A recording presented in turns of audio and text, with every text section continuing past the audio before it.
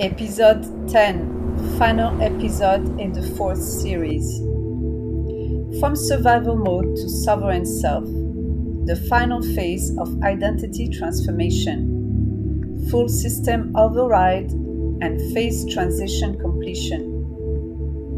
Introduction: the moment where busyness and doing end.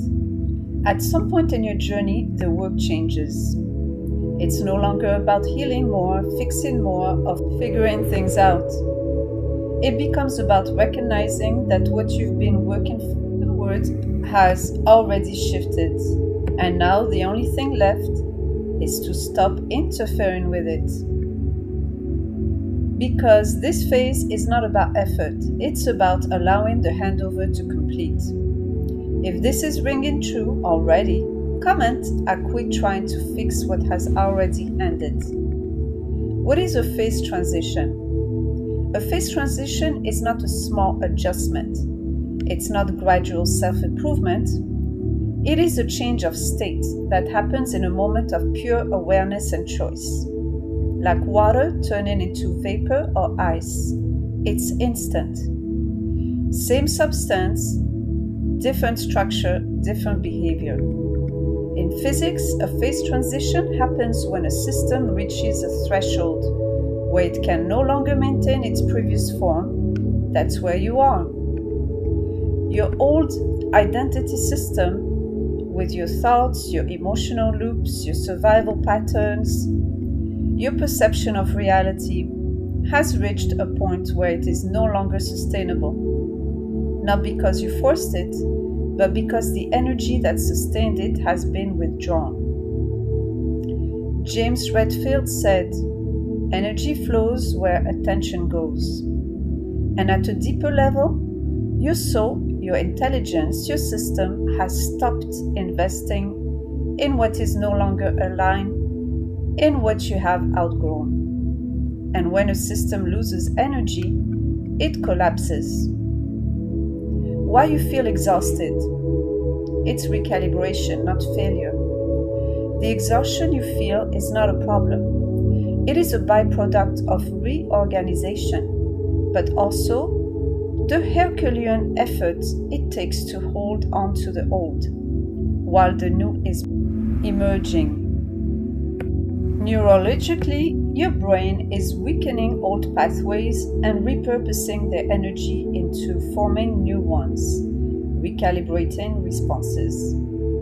Your only job here is to allow the process to unfold, rest, nourish, and trust yourself. Nothing has gone wrong. You are stabilizing into your remembered essence, identity, truth.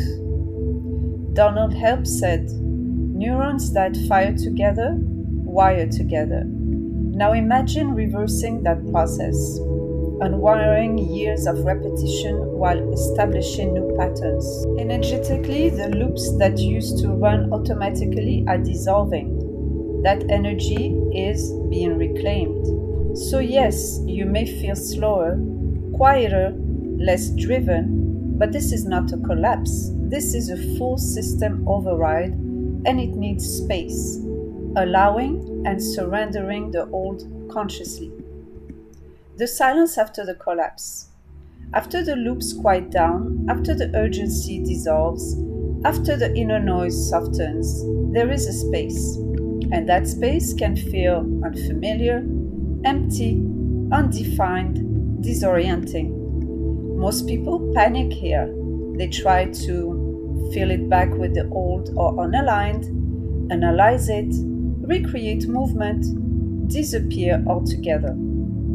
But this silence is not absence, it is availability, room to grow, to reorganize from within. The space where old pain used to live, old identity used to operate, old reactions used to fire, old noise and static used to feel, old distractions used to inhabit. That space is now open. If this resonates, comment. I honor the silence. It's where my new identity stabilizes. The absence of the old is the birthplace of the new.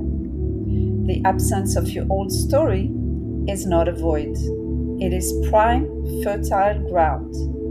Like land after a fire, it is cleared, rich, ready, prepared for the planting of new seeds. In the middle of difficulty lies opportunity.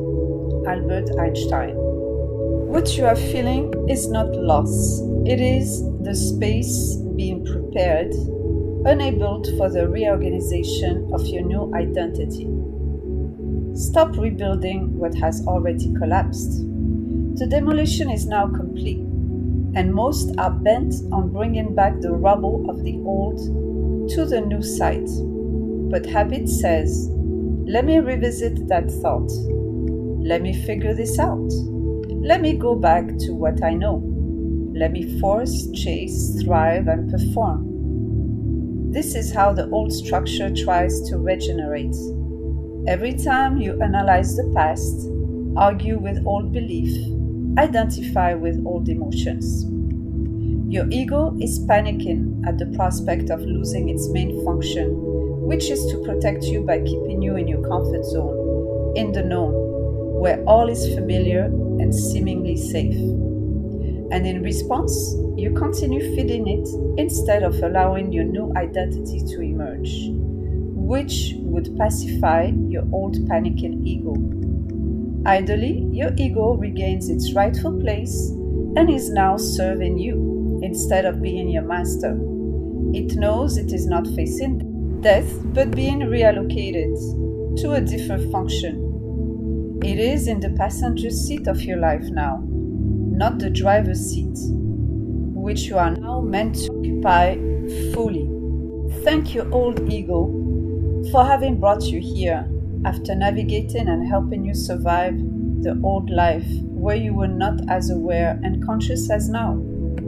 Here, surrendering the old, surrendering to the new becomes non-negotiable, not as a weakness, but as alignment. Surrender means not feeding what is no longer real. If this hits home, comment. I act like I know, because in truth, I do.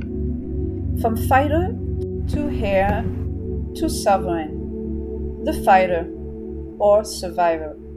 The fighter is the survival identity, and it was necessary to bring you here. It learned to function through effort, control, sheer will, and anticipation.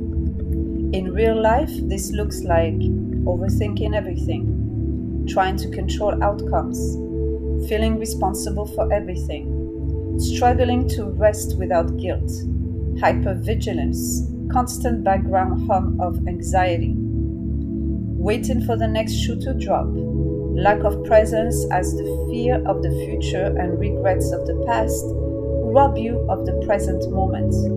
Busyness. The nervous system is in constant state of activation. There is chronic tension in the body. There is always something to solve, something to look out for. The fighter kept you safe. But it is not meant to lead forever. The heir. The heir is the transition. When you become aware of your divine truth and inheritance, your birthrights, your I am presence, your multidimensionality, your source chord. The kingdom of God is within. This is where the old system is no longer dominant, but the new one is not fully stabilized. In this phase, urgency decreases, space increases, noise and static decrease, clarity comes and goes, you begin receiving more, self-discovery deepens, embodiment unfolds consciously, interferences cease, presence, stillness, and gratitude become key frequencies, curiosity and courage increase, inner peace and inner reality deepen. The old observer loops break. But you may still question it because it is unfamiliar, and your old nervous system is used to equate familiarity with safety. This is where real trust is learned. Trust in oneself, in the path, in one's own natural unfolding, evolution. The hair does not chase, the hair receives. And this can feel uncomfortable because it's unfamiliar. This is where we keep reinforcing the new identity until it stabilizes and feels natural, like our new default state. This is sacred work. This is integration. This is mastery. The sovereign. The sovereign being is the stabilized state. Not perfect, but whole. Not detached, but interconnected. And regulated and coherent. Aligned with one true essence, authenticity. In daily life, this looks like making decisions without overthinking, feeling grounded, guided, and protected, even in uncertainty, responding instead of reacting, not needing external validation to move, radical honesty, inhabiting our remembered identity fully and unapologetically. The body feels different. Breath is deeper and fuller. Posture is more open. There is less internal noise and tension. Vitality returns. Communication with self deepens. Perception is broader. Inner space feels like home.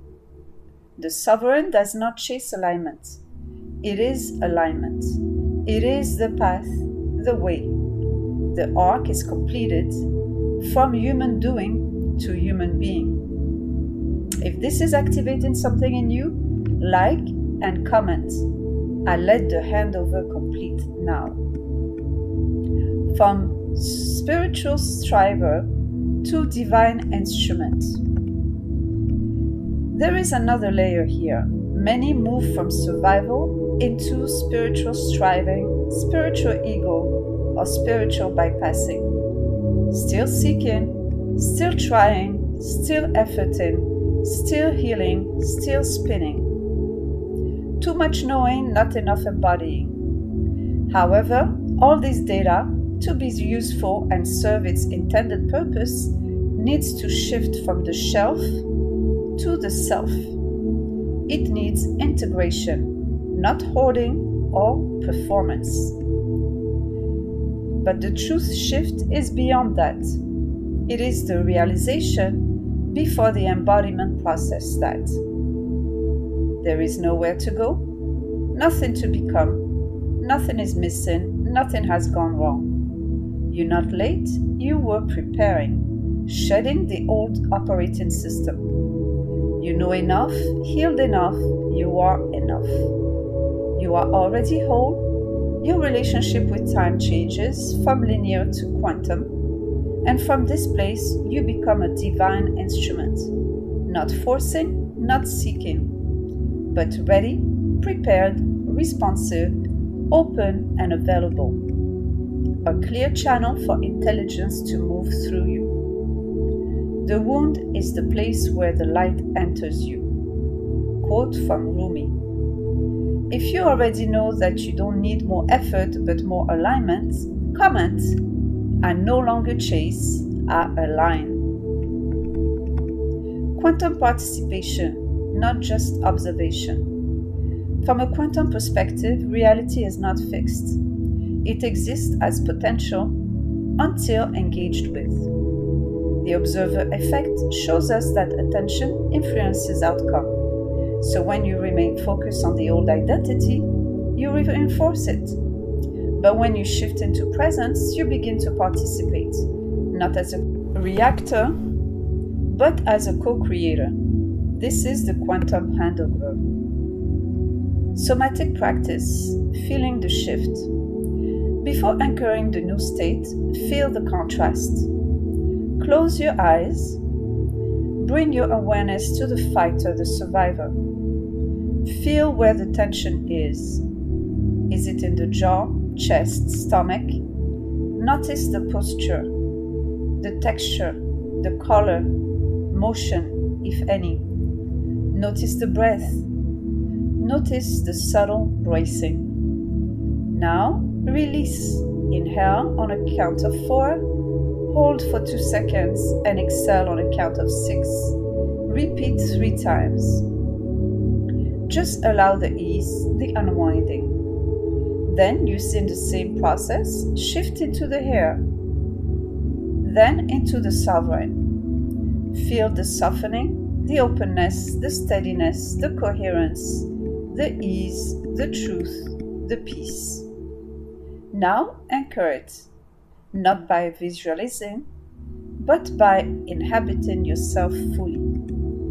Let the body feel safe, settled, complete, like a warm, steady presence spreading through you.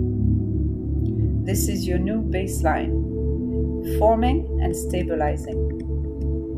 Trigger practice, creating distance. When something arises, like all triggers, acknowledge it, then name it.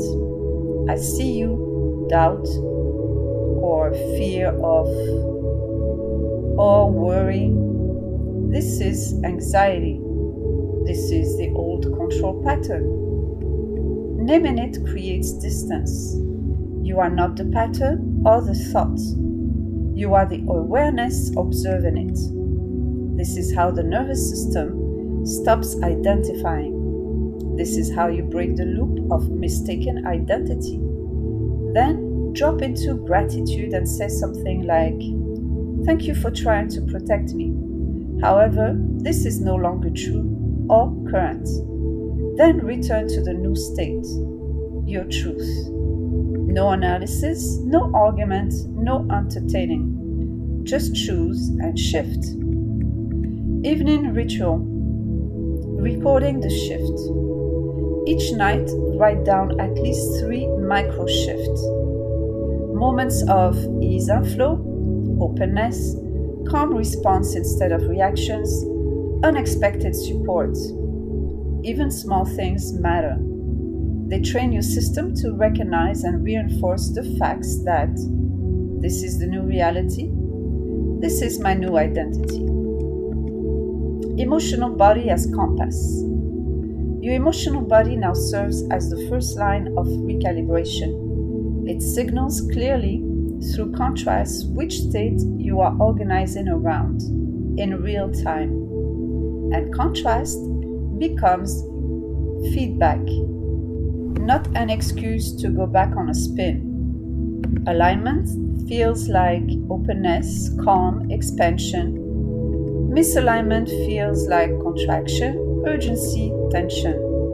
Not right or wrong, just real-time data, feedback to allow proper adjustment. Final integration. What are you organizing around? The old system is no longer running. So now the question becomes, what are you reinforcing? What are you returning to? What are you allowing to grow? What is your organizing principle? Because your system is now more conscious and receptive than ever. If you're ready to align your system and embody fully who you were meant to be, your sovereign being, not just think differently, this is exactly the work I do. Message me, align, and I'll share how I support this through a comprehensive emotional ecosystem, which includes, but is not limited to, hypnotherapy, RIFE or bioresonance, energy work, and subconscious integration. Heal deep, rise sovereign. Welcome, and let's walk each other home. And stay put as the next sacred arc begins again with the next series about the full embodiment of the remembered self. The frequency calls, the fire rises. Enter at your own shift. Still Fire 1111. And if this resonated with you, subscribe to the series. Download the free ebook Energy is Everything, using science and spirit to master vibrational reality, free for subscribers of Still Fire 1111. And to celebrate my launch on Heal Me, book a free 20-minute discovery call. This is not about becoming someone else. This is about finally allowing who you are to organize your life. Heal deep, Rise sovereign. The fire rises and now it radiates. Enter at your own shift. Welcome.